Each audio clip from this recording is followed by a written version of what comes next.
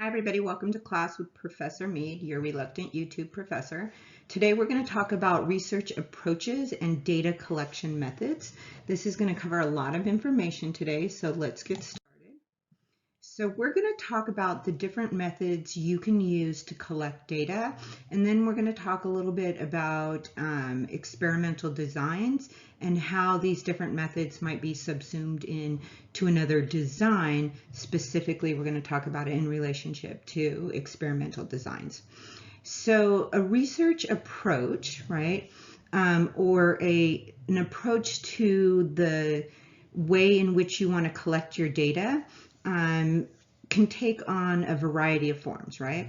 So we have case studies, observational research, content analysis, interviews, focus groups, survey research, and experimental research. So case studies are when you are looking at one particular case. Most often you would see psychologists do a case study of an individual. A public policy analyst or a sociologist might look at a program, a nonprofit organization, a city, a community, or some type of organization. Observational research is when you are observing somebody or a group or an organization, and you're collecting the data based on what you observe instead of asking them questions. And we'll talk a little bit later on. We'll go through each of these in detail and talk about the different types that you can do and some of the benefits and pitfalls to each one. So content analysis is when you're doing an analysis of a particular type of content. Usually this is blogging, TV, some type of media is usually what it includes. But it could be visual content analysis like art, pictures. It can be essays, I've seen content analysis of old like files that are kept or journals that are kept, and they're in detail covered, right? So you're looking at a massive amount of data. Maybe this is through movies or cartoons or on Facebook or Twitter, and you're starting a management data session. You chunk the information and then you code the different chunks of information, and then you analyze that coding and then you report it that way. So that's a content analysis. Interviews, not always face-to-face, but when you're asking somebody a question, questions, they tend to be qualitative, more open-ended when you are doing interviews, because you're going to get a lot more feedback from somebody if they're speaking versus if they're writing information down. You can juxtapose this with survey research. Now you can ask somebody questions on a survey research, but the difference between an interview and a survey is that surveys tend to be more close-ended quantitative data, although not necessarily.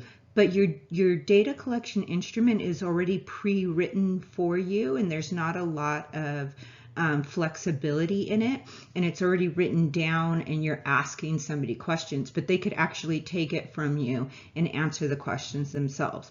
That would be survey research, whereas interviews tend to have more flexibility because they tend to be less less structured, excuse me.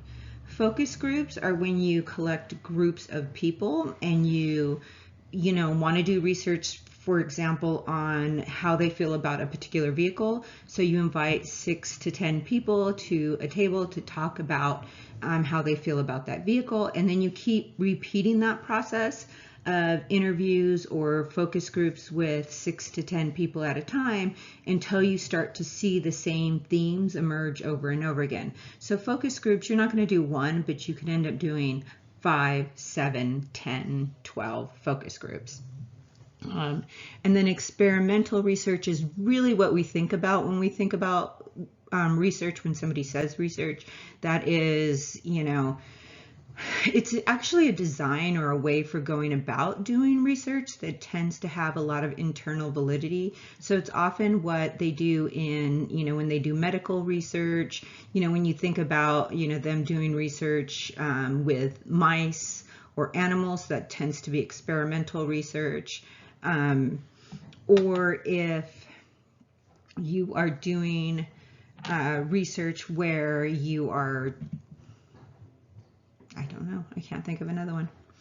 Okay, let's move on.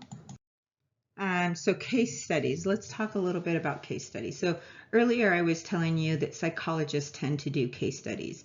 So case studies are an in-depth perspective on one individual or one organization or group or nonprofit organization, company, that kind of thing. They tend to be qualitative because you're going to get a lot of more in-depth information. You tend to see a lot of descriptive analysis and research to look at the small group or the individual or the company.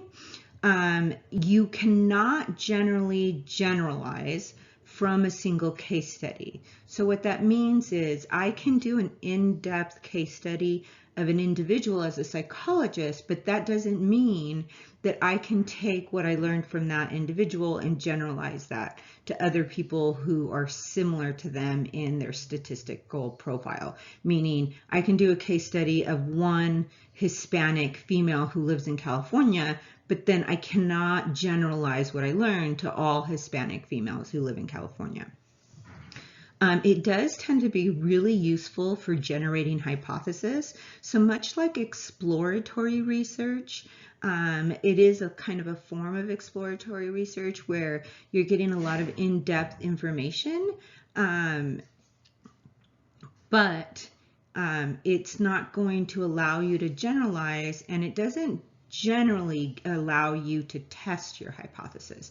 So it tends to be better for that exploratory first set or in-depth into an individual case of an organization or a company, and then you can generate some pretty decent hypothesis from that, because then you have a lot of detailed information and expertise on a particular subject. One of the biggest downfalls, though, of case studies is they tend to be biased towards verification. So if you're looking for something in a case study, you tend to find that particular thing in a case study.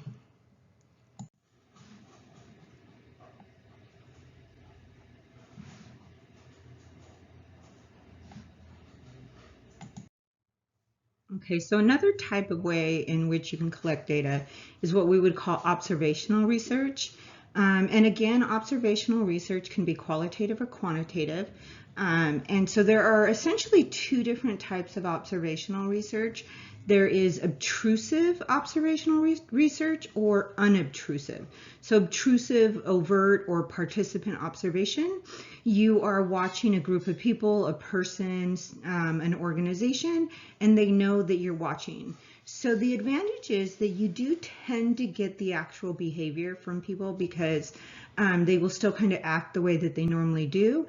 However, there are bias disadvantages. So often one of the examples that's brought up is there was an observational research that they were doing on looking at different types of environmental changes that could potentially increase or decrease productivity in a workplace.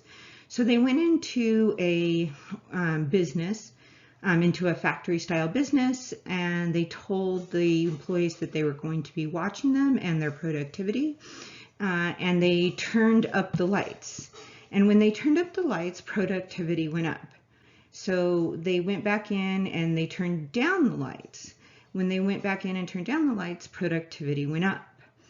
When they went in again and turned up the heat and then turned down the heat, and with all those cases, productivity went up.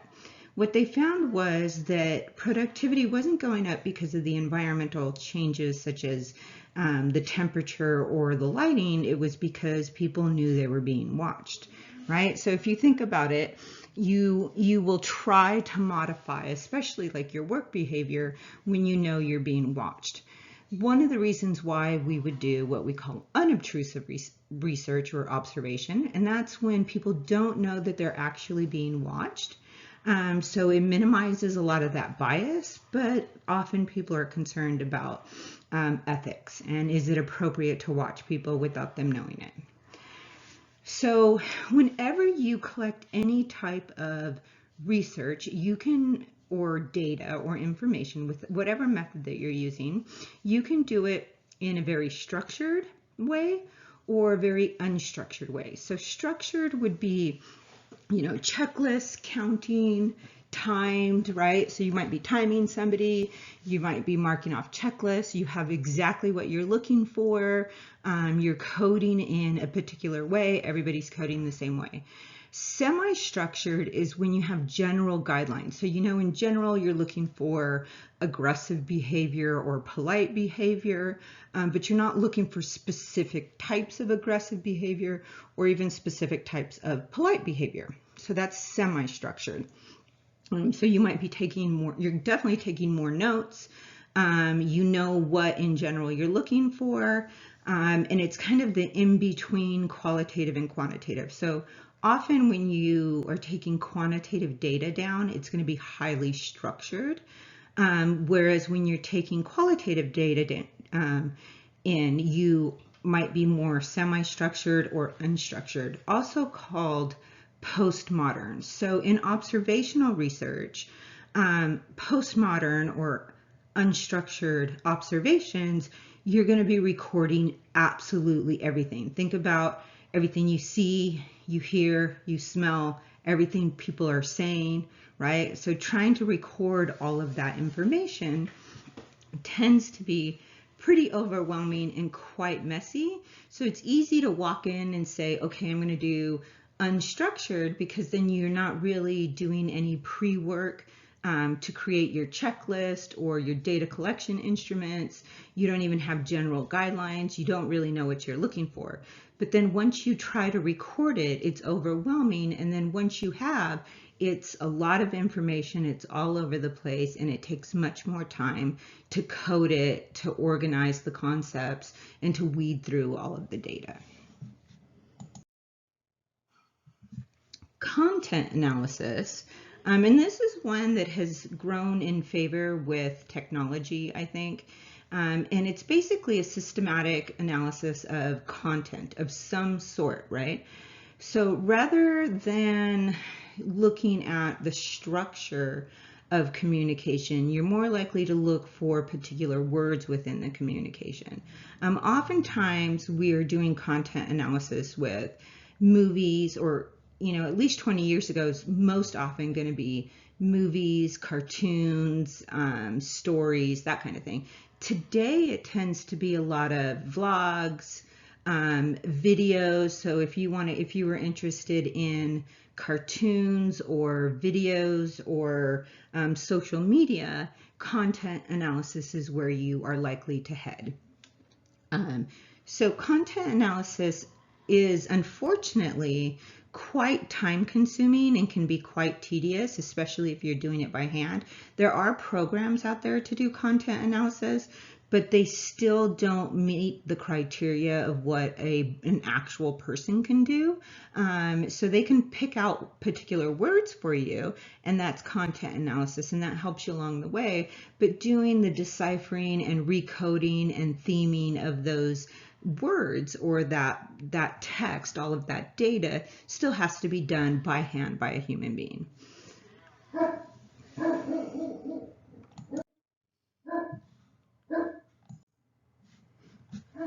Okay, so survey research is probably one of the most common types of data collection in the social sciences today and historically.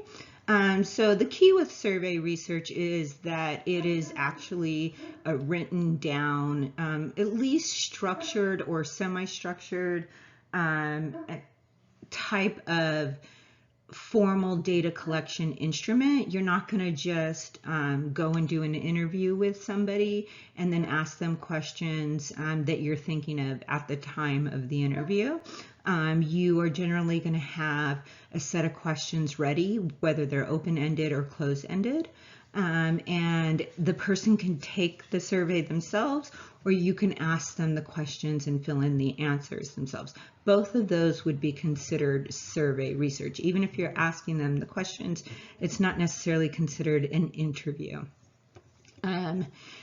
So you can do this face-to-face. You can do it by mail. I don't know that we do that anymore. Telephone, internet, even, you know, a lot of us have done the little mini social surveys on social media.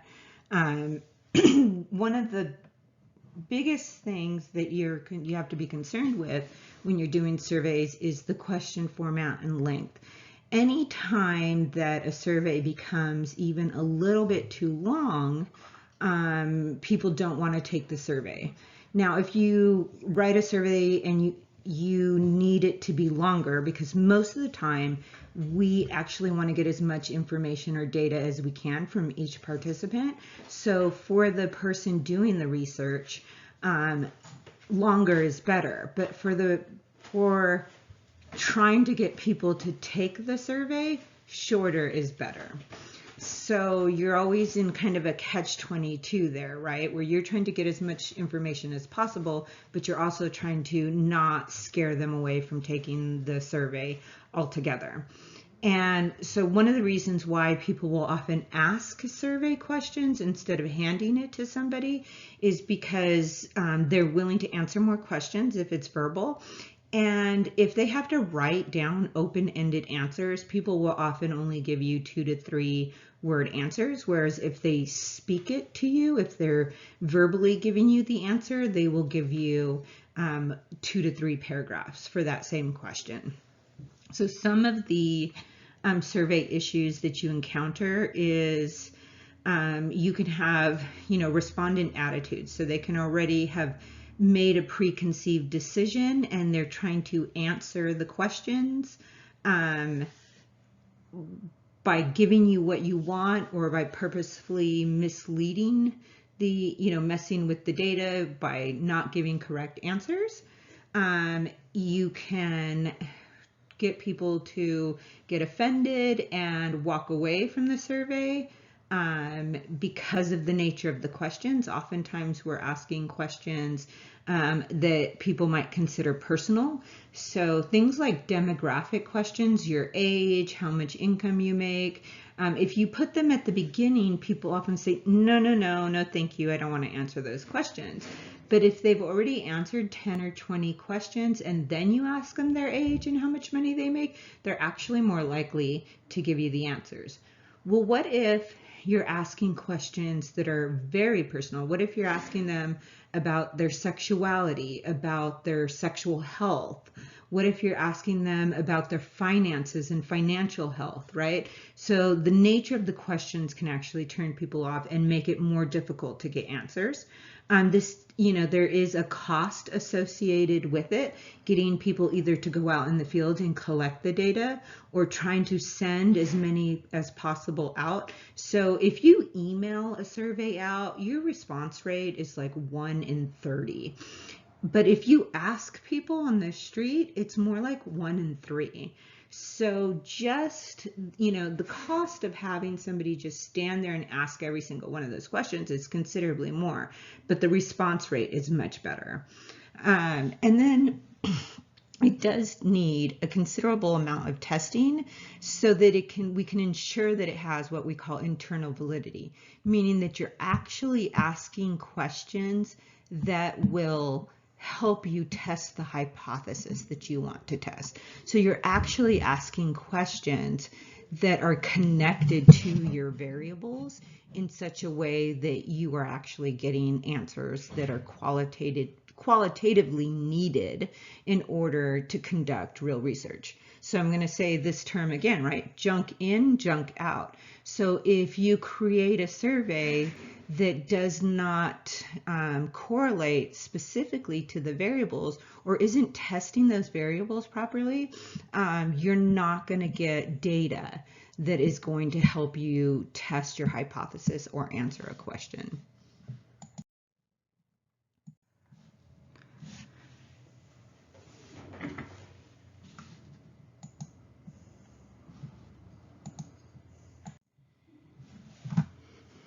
Okay, so how do you encourage people to take a survey or to participate in some kind of experiment that you're doing?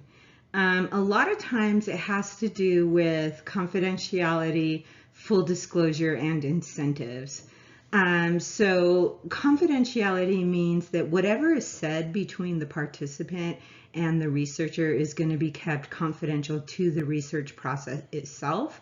And they do this in a lot of different ways. You might separate people's personal information from the statements that they made or the blood work that was drawn, that kind of thing. They might have other identifiers so that not just anybody can look at it. There are rules, so you're supposed to keep things under lock and key. You're supposed to keep data for at least 3 years, that type of thing. Full disclosure means that you are ethically bound to explain the process of the research, explain the intent of the research, and explain the main concept of the research in such a way that the person participating can understand. And then, of course, incentives can be, I don't know if any of you have ever been invited, bought a vehicle and you've been invited to go to a focus group and they're offering you $50 for an hour for your time. Or you're at a grocery store and they ask you to take a 10-minute survey and they offer you a coupon or $1 or something like that, right? So incentives.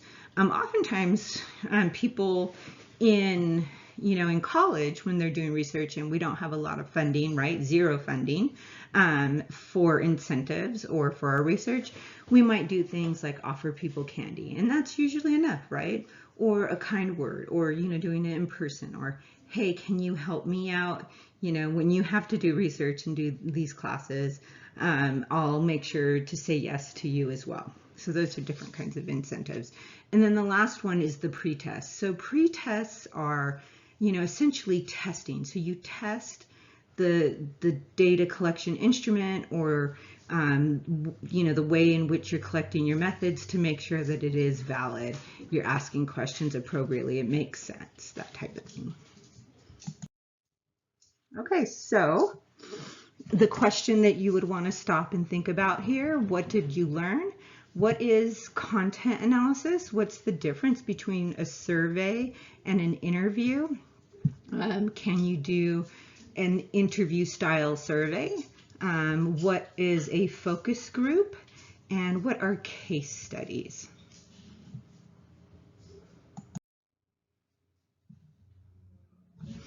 Okay, let's talk a few minutes about experimental design. So this is usually what people are thinking about when they think about research, right? So let's start with a few definitions. You're going to see these R0 or ROXOs, right? When you see experimental designs.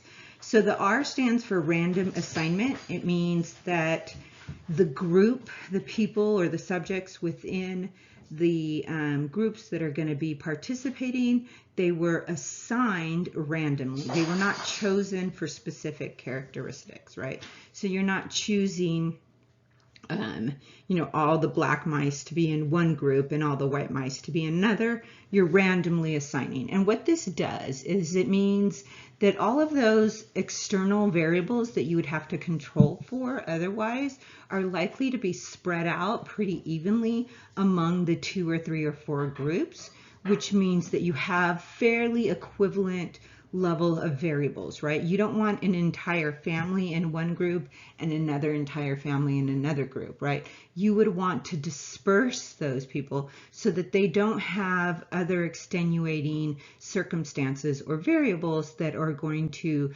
cause, that could potentially cause a spurious relationship between the variable you're testing and within your hypothesis, right? So an N would stand for non-random assignment. Now sometimes, Pasha, come here. So you just saw my Great Dane and she's got a blanket on. Come here. I got it.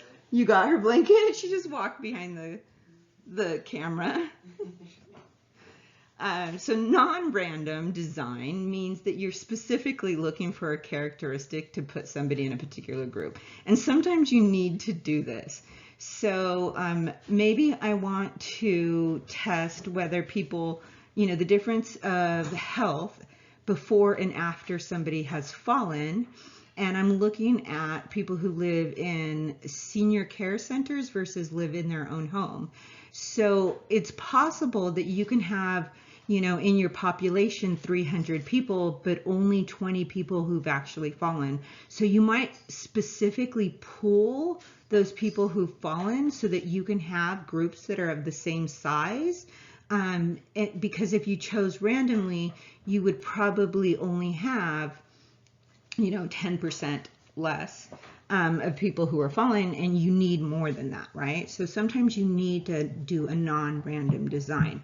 It does kind of turn your experimental group, which has higher validity, into more of a quasi-experimental group or experiment, which has less internal validity. But we'll talk about why that may or may not be an issue. Sometimes you have to let go of validity in order to be able to connect some of the data, or to be able to, pool the resource of somebody who has a particular characteristic. So the O stands for observation. So it's looking at, right? Whatever you are looking at. This is your test, either your pre-test or your post-test, right? So if it was like, for example, a medical experimental design, you might have a random assignment of 50 people in one group and 50 people in another group. And then your observation could be drawing blood work and testing for high cholesterol. And then you can X, have an independent variable, give a medication for high cholesterol, and then O, again, test those people, right? This time it would be a post-test. So you would take another blood sample, right? So a classical design is going to have a random assignment, generally 2 groups. It's going to have a pre-test. One group is going to have the independent variable, and the other group is not, making it the control group. And then you're going to have the O again, the post-test. So you're going to have random assignment, pre-test, experiment, post-test. And then you're going to have random assignment for the other group, pre-test, no experiment, post-test. Now, the classical designs and experimental designs tend to be the highest on internal validity, which is why we tend to see them most often with lab medical type of experiment or research. One of the strongest or the most, I guess you could call it the most structured type of experimental design, is what we would call the Solomon 4-group design. So you have random assignment, you have 4 groups, random assignment of all 4 groups. You have a pre-test, an experiment, and a post-test. Then you have a pre-test, no experiment, and a post-test. So that's the same as your traditional design, the one we were just talking about. And then for the other group, you're going to have random assignment, no pre-test. You're going to have the experiment, and then you're going to have a post-test. And then for the last one, you're going to have no pre-test, no experiment, and no post-test.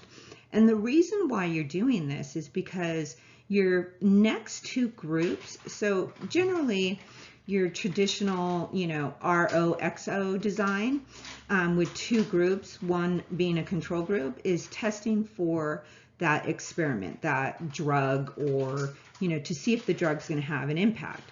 But it is possible that it could have been the pre-test that had the impact, as opposed to the experiment itself, especially if the experiment is something like, or the pretest is something like watching a video or learning information. You're learning information while you're taking the pretest that can change the outcome in the post-test, unbeknownst to the person doing research. So you solve for that by the Solomon 4-group design. You can take out the pretest, see what happens if you only have the experiment and the post-test, and then you also take out the pre-test and the experiment. And that way you can compare all 4 and see what effect the pre-test or the combination of the pre-test and experiment did on the post-test.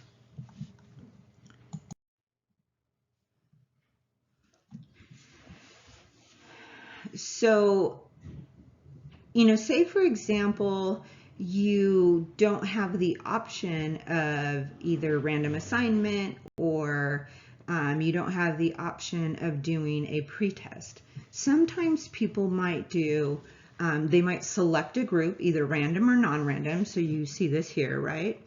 So here's random selection and then the treatment. So if you were to do like a case study with, just a few people, you might end up doing this. You have random assignment, treatment, and then post-test. You can also have non-random assignment, pre-test, experiment, post-test, pre-test, no experiment, post-test, right?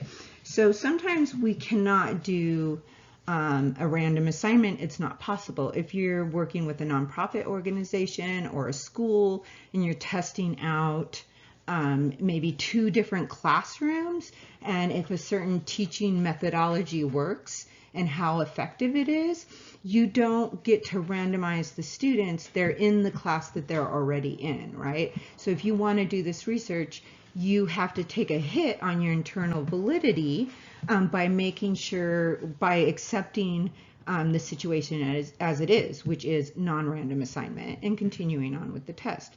And then sometimes you might even have no assignment at all, and it's just the experiment and the post-test.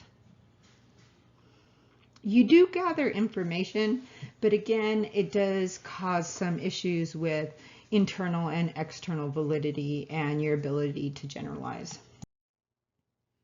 So why? Why do we do quasi-experimental designs? Why are they not all these, Solomon 4-group designs? Well, a lot of times it's because of legal reasons, ethical reasons, or more often practical reasons. So I give you the example of, like an education system, right?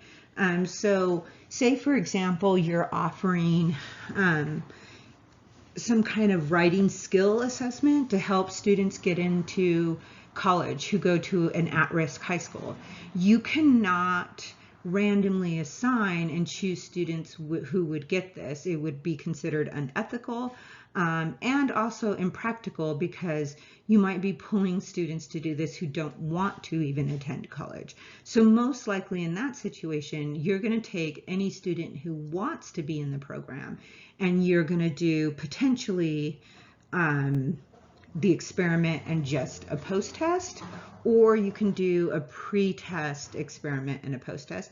And if you're lucky, you can also have some semblance of a control group, meaning another group of students who are not participating in the program, but who would be willing to take the pre-test and the post-test.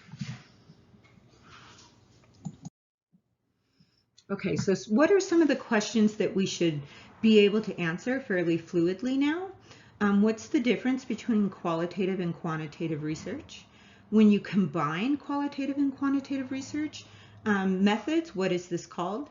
Explain the difference between concurrent triangulation and concurrent transformative. Getting harder, huh? Explain the difference between sequential explanatory and sequential exploratory. And then, can you actually draw a classical experimental design? Can you do the ROXO and draw it out? Can you draw the Solomon 4-group design? And why would a researcher choose a quasi-experimental design over the classical experimental design?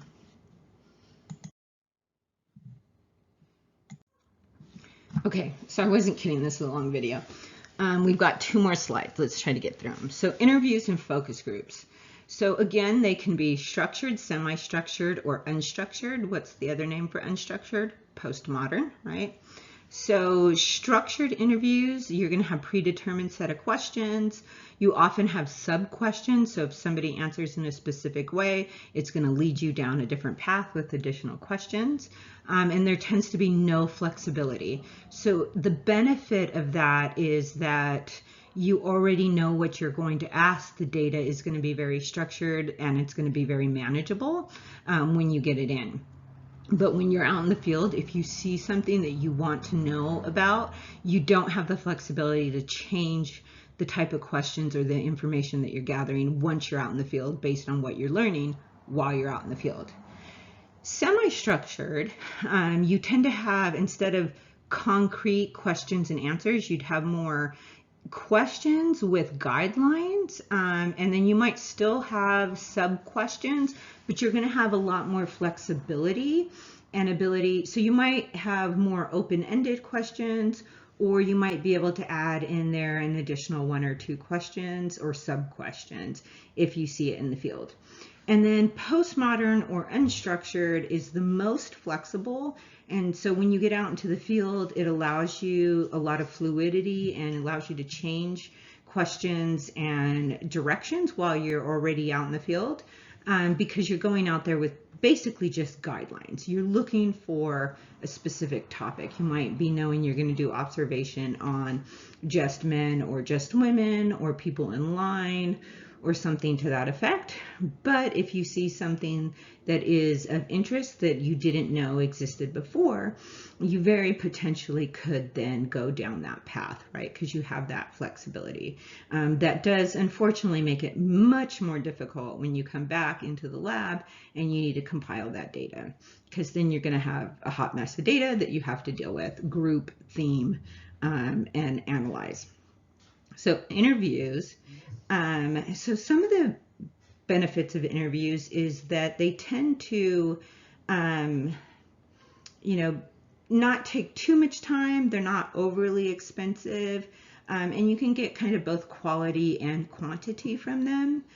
They do tend to have a lot of internal validity issues and moderator control issues, meaning that oftentimes when people are doing interviews, because of the flexibility, you are not always measuring what you're intending on measuring. And then, especially with focus groups, one of the issues with focus groups is that if you don't have a lot of experience, trying to control a group and keep them on task, focused onto a specific theme or content, can be rather challenging. So, if you're the boss, it's easy to keep people focused because you're in a position of authority. Wolfgang, he's playing with his squeaky toy. I'm doing the best that I can with at-home teaching. So I have 2 little furry pets that like to make a lot of noise. But moderator control. So oftentimes, especially new people who are doing focus groups that are new as moderators, they will try to do a focus group of 8, 10, 12 people. And there's always the loud person that wants to be the center of attention, has like kind of those narcissistic personality traits. You could have people flirting with each other. They don't care about your research. They might only care about that $50 that they're going to get, right? And they're sitting in the seat. So, Pasha, no talking, please. No. Okay, where was I? So with focus groups, again, you're going to spend less time per group because you're going to get more people, information from more people each time. But it's likely to cost you more money than the interviews. And so you're getting more quantity, but a little bit less quality. As you become experienced as a moderator, though, you do tend to get a lot more out of it. Okay, so the last thing we need to talk about is perspectives on data collection. So no matter what type of method you're using, case studies, content analysis, secondary data, interviews, surveys, any of these, right? You're going to have a perspective that you're taking. So prospective and retrospective are pretty self-explanatory. Prospective is if you're doing a survey and it's prospective, you're asking people how they would respond in future tense, right? So how many brownies do you think... I had to take the toy away from him. He wasn't happy. So prospective. So you would be asking people, how many brownies do you think you're going to eat in the next week, right? Retrospective. How many brownies did you eat last week, right? So you're asking them past tense. Cross-sectional, you're looking all at the same time at different groups. So oftentimes we talk about age, right? So let's compare cross-sectional and age categories, right? So you'd be dividing up young people, so people from 0 to 10, 11 to 20, 21 to 30, 31 to 40, and so on. And you have all these different groups. You got another squeaky door. You have all these different groups and you're asking them questions, the same questions at the same time, versus longitudinal, where you would go and do an interview with somebody who's 10 and then come back when they're 20 and then come back again when they're 30. That's longitudinal. Sometimes it can be longitudinal, quasi experimental. So you could have a pre-test and then an experiment. So say, for example, you did a writing analysis with, high school students at a at-risk school, and then they participated in the organization. Hey, Wolfgang, come here. Come join me for this. Come on.